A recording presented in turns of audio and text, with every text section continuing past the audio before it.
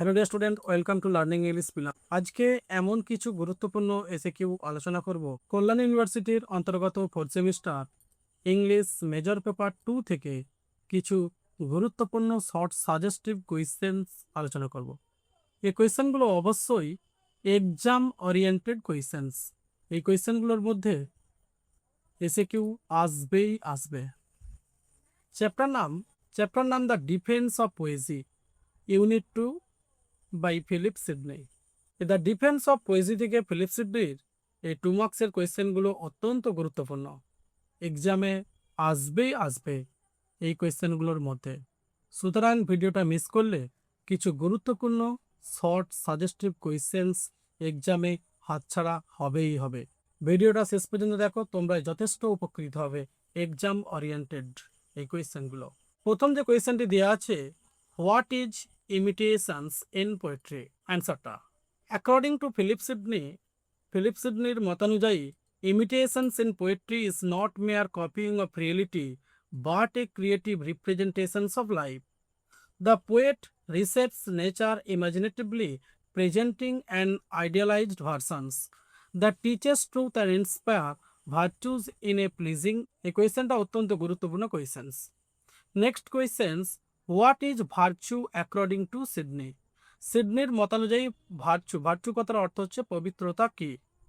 According to Philip Sidney, virtue is moral goodness. Virtue হচ্ছে নৈতিক মহত্বতা, দেখানো হয়েছে থ্রু রাইট অ্যাকশন, সঠিক কার্যকলাপের মধ্য দিয়ে। পোয়েট্রি ইন্সপায়ার্স পিপল, কবিতা সমস্ত লোকেদেরকে অনুপ্রাণিত করে। টু প্র্যাকটিস ভার্চু, পবিত্রতাকে অভ্যাস করতে। বাই প্রেজেন্টিং নোবেল এক্সাম্পলস, কিছু মহৎ উদাহরণের উপস্থাপনের দ্বারা। Moving the heart to love goodness, হৃদয়কে নাড়া দেয় ভালোবাসায়। অ্যান্ড এনকারেজিং, উৎসাহিত করে রিডার্স, পাঠকদেরকে টু লিভ, প্রাণবন্তভাবে। এথিক্যালি, আদর্শগতভাবে। ইন রিয়েল লাইফ, বাস্তব জীবনে। পরবর্তী যে গুরুত্বপূর্ণ কোয়েশ্চেনটি দেওয়া আছে, the student, which is better according to Sidney, poetry or history? According to Philip Sidney, poetry is better than history.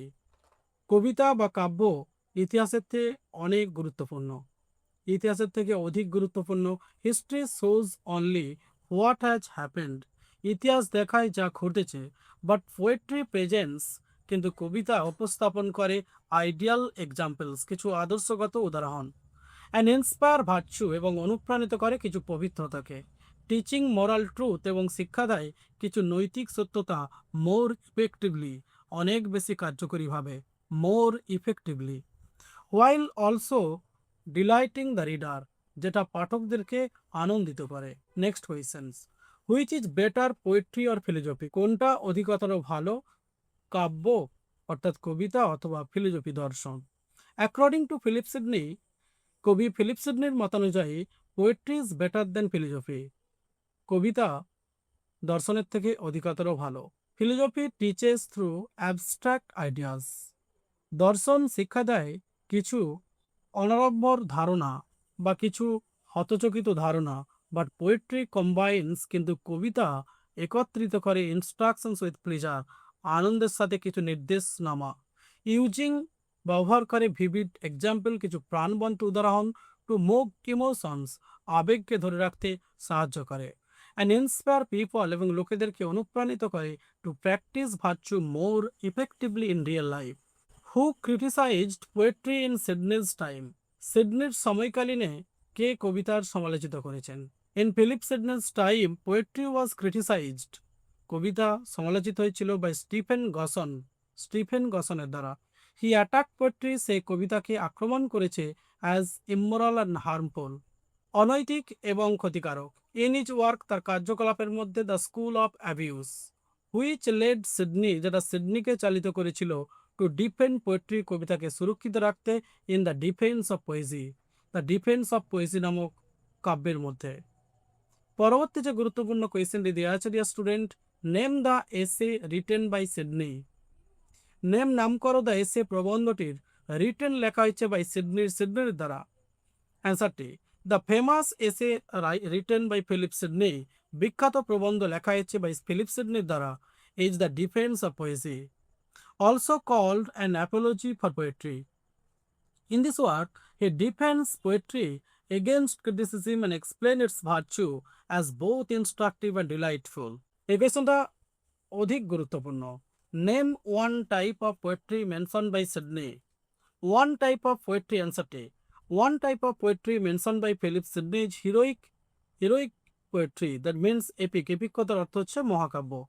It presents, এটা উপস্থাপন করে নোভেল ক্যারেক্টার্স, কিছু মহৎ চরিত্র অ্যান্ড গ্রেট ডিডস এবং মহান কাজ।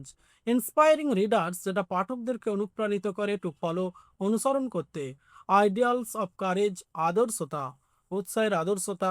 অনার, সম্মানের আদর্শতা। অ্যান্ড ভার্চু, পবিত্রতার আদর্শতা ইন রিয়েল লাইফ, বাস্তব জীবনে। Next question, does Sidney think poetry tells lies? এই কোয়েশ্চেনটা অত্যন্ত গুরুত্বপূর্ণ। Does Sidney think poetry tells lies?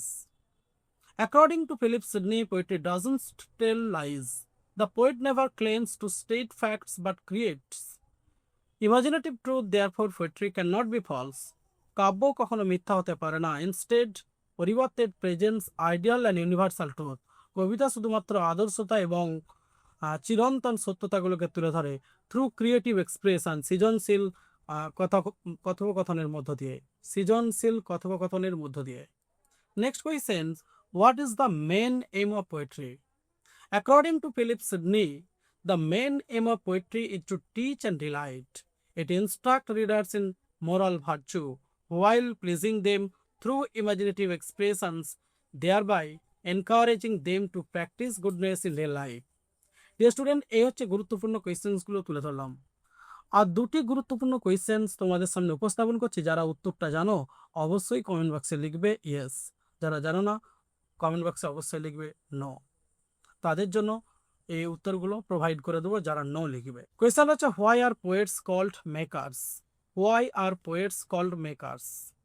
Next questions, poesy therefore is an art of limitations. What does Sidney mean by imitations in poetry?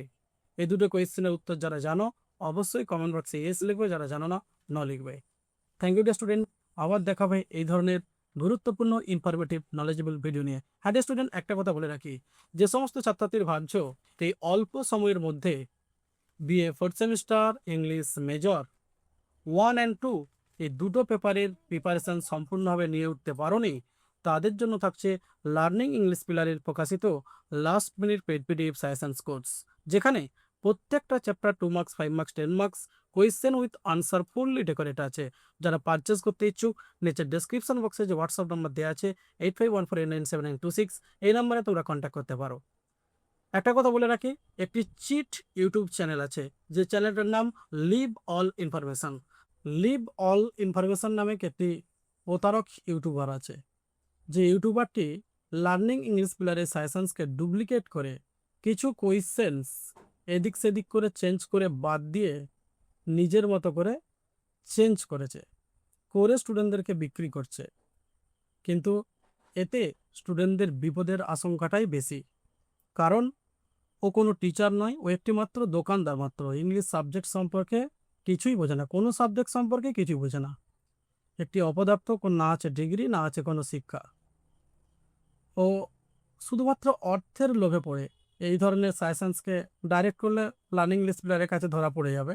অনেকবার ধরাও পড়েছিল, কিন্তু সে তাতে করে কি করেছে, কিছু কোয়েশ্চেনকে এদিক সেদিক করে বাদ সাদ দিয়ে চালাচ্ছে। লার্নিং ইংলিশ পিলারের এটা অরিজিনাল সাজেশন নয়।